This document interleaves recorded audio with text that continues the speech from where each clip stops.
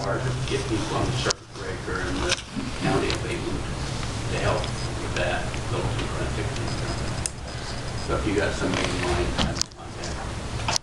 They make that 31,000.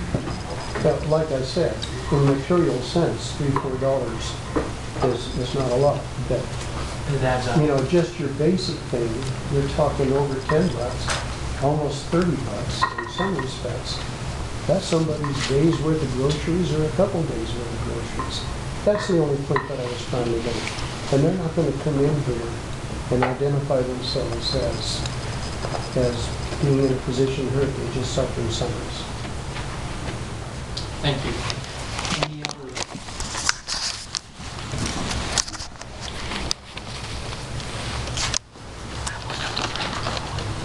My name is Joseph Reeves.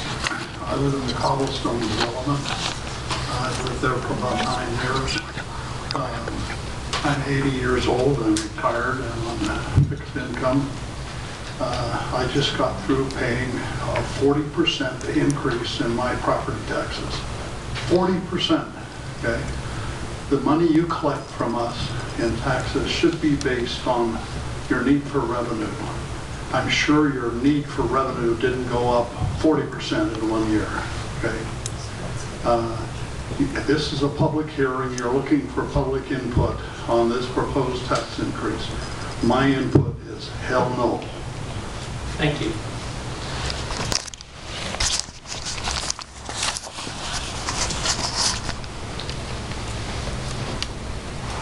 Tracy Taylor, Heber City. I hear some of these questions by the public, and I think that there's some explanation that is in order. We understand a portion goes to the school district. There's a huge new bond that we have to pay for that has nothing to do with you. But I was really hoping for some presentation for the public from our county manager or our clerk or somebody. I mean, this notice that was in the newspaper just says what it's going to cost us if we own a home, you know, that's $268,000. It doesn't say where the money is going to go. We heard a very general explanation from the county manager that it's going to go towards law enforcement. That sounds great. I think all of us want to have a safer community, but where? Where is it going? Where's the itemization of the different, is it going all to salary? Are there some other equipment that needs to be purchased? I mean, the assumption by this council that the public doesn't deserve a better explanation is my concern. Well, I think the explanation's probably in the budgets. Where's a budget for the public to look at right now? Online. On the desk. Okay. Been available for But, 30 days. you know, I mean, I know that. Some people in this room know that. But I'm just saying there's no volunteering of information to the public. I personally, let me get to the point. I personally would like to know exactly where this $300,000 is going. Exactly where. And the budget shows maybe what it was last year and what it's going to be next year, but it doesn't show, you know, this percentage is going here. For salary, are we hiring new people? I don't know that. Or are we just giving everybody existing a pay raise? What percentage pay raise? My question too is on number 4. It says consideration of possible cost of living salary adjustment for elected officials, including the council, you guys, attorney, not you, everybody else but you. No, not Mike. Not Mike. Attorney, recorder, surveyor, clerk auditor, treasurer, assessor, sheriff, and appointed county manager. That's number 4. I understand it's a different item. My question is that part of that $300,000 that we're being taxed in agenda item 1 and what percentage of this cost of living increase. I know we just did one a year or two ago for these same people. It's hard to keep track every year how often it happened. It was either 2 years ago or it was last year. So there's been a cost of living increase in the last couple of years as well. But I would like to see what the salaries are right now and what it is proposed to go to.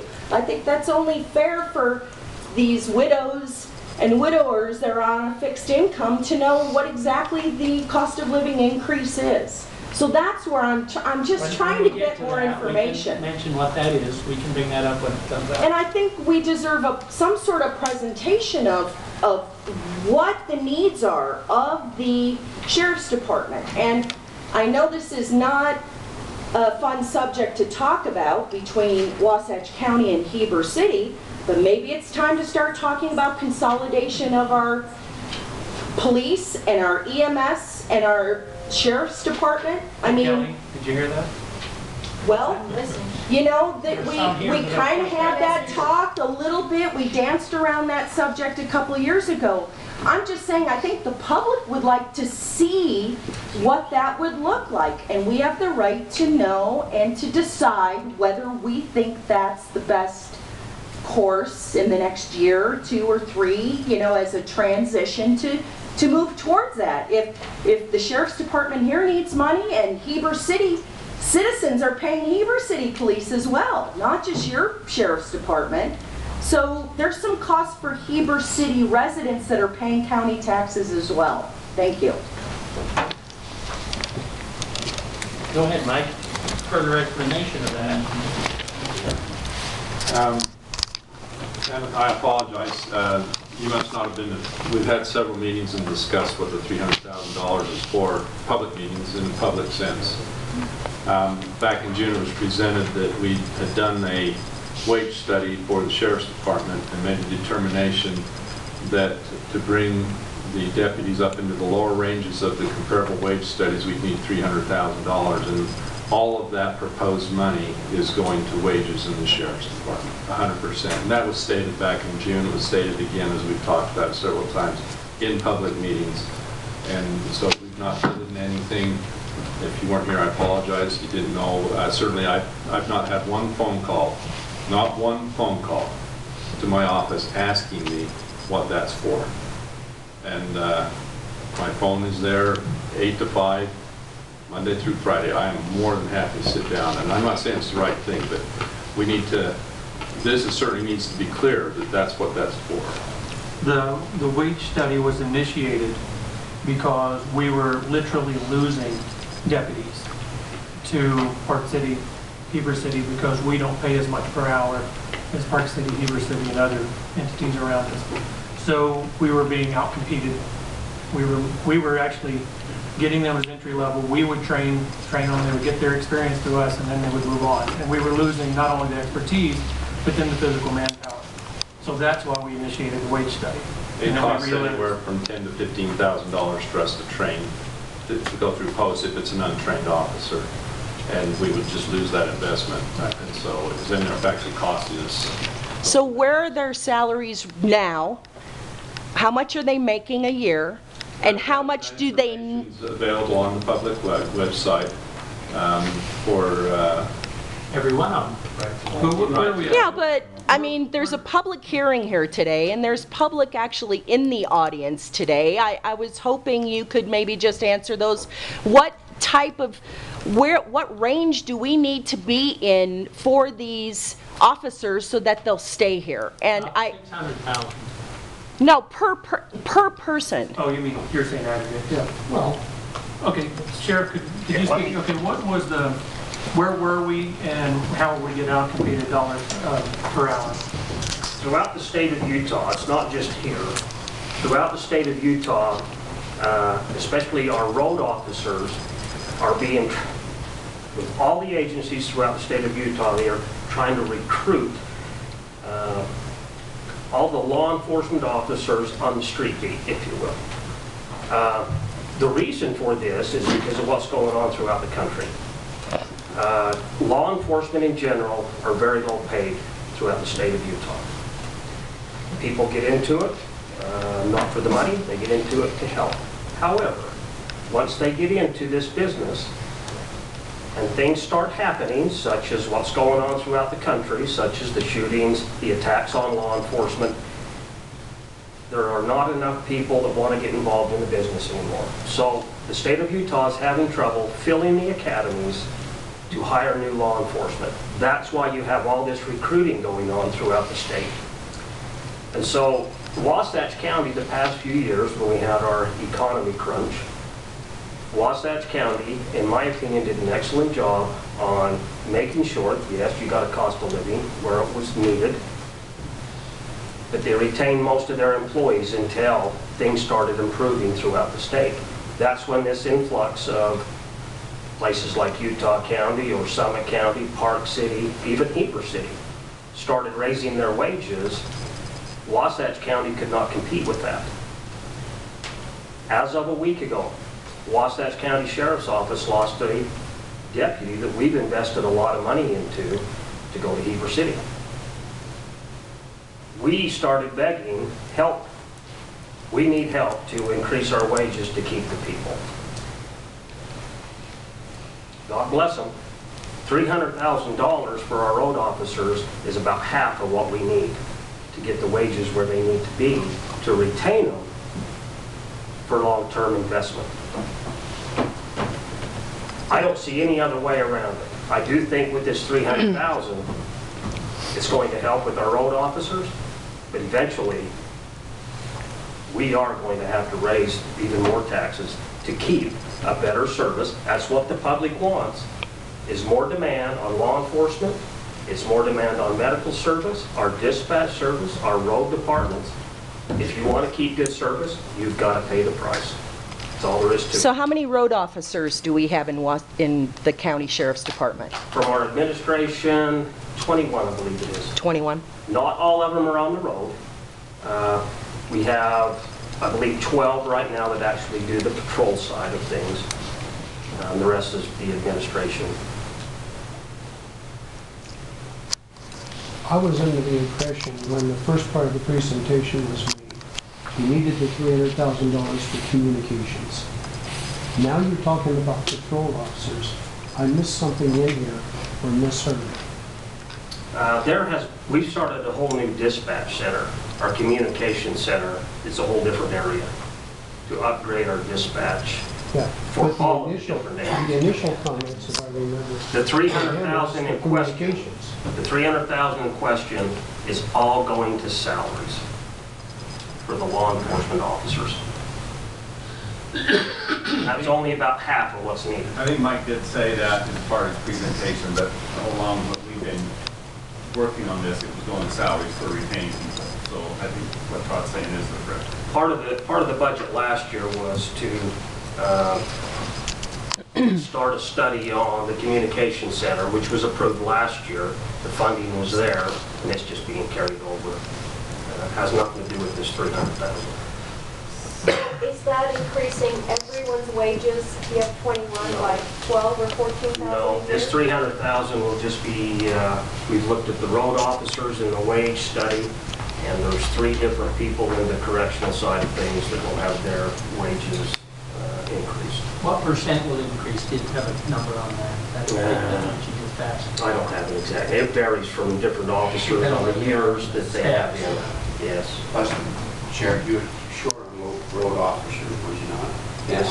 3 or 4. Yes, Still still are. hiring a few new ones. We still are, and still down in the jail. We need a very serious study, not a serious study, we have it for the correctional side of things, but that's just going to take probably another $300,000 to get them up to where they need to be. But because of what's happening on the road throughout the state of Utah, throughout the country, the emphasis needs to be put on the road officers at this point. What is the starting wage to compare us with those around us that we're losing to? Okay. That starting doesn't tell other things, but just the starting. Happy to. We, as depending on what happens with this budget, if it gets approved or not, let's just say we'll start a road officer out, I believe it's at $20.17 an hour. Salt Lake averages $5 more an hour than what we do. Utah County is about $4.50 more than what we start our guys out at. Heber City is fairly close. I think they're about $1 more an hour. But the way they have theirs set up, if we get our budget approved this year, tonight, starting the first of the year, we will be fairly close to Heber City's road officers until July, when they get another anywhere from 5 to 15% increase for their road officers, which puts us right back into the same boat that we're in now. So Summit County, they're always higher than everyone. So we don't even have a prayer if Summit County offers a position to someone, whether it's Wasatch County, an officer here, or Salt Lake. More than likely they're going to lose their officers to Summit because they're paid. They have the tax base and they can do it. Wasatch County, believe it or not, we're even lower than what Duchesne has been paying. So we're close, but not quite there. And whether we like it or not, I mean, it's a sore issue. It's been a sore issue for our guys. I give them credit for staying with us, especially the ones that's been around a long time.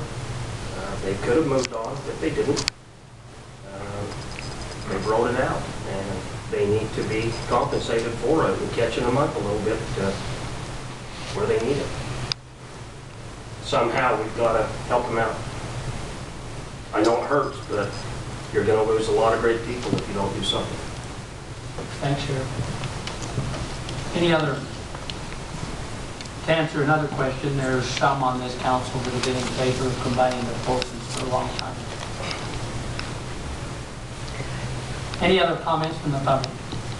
Is that cost of living increase in number 4, agenda item number 4, is that part of this tax increase as well? Well, I think that's been said, the 300,000. No, I know, but then where are you getting the money for the cost of living? We'll talk about that when we get to the general budget. Yeah, but that's the county budget as well, so. Different hearing item, but we'll talk about that. Okay. Okay, any other questions or comments from the public? Seeing none, we will close the public hearing on item number 1. And council, it's back to you. If we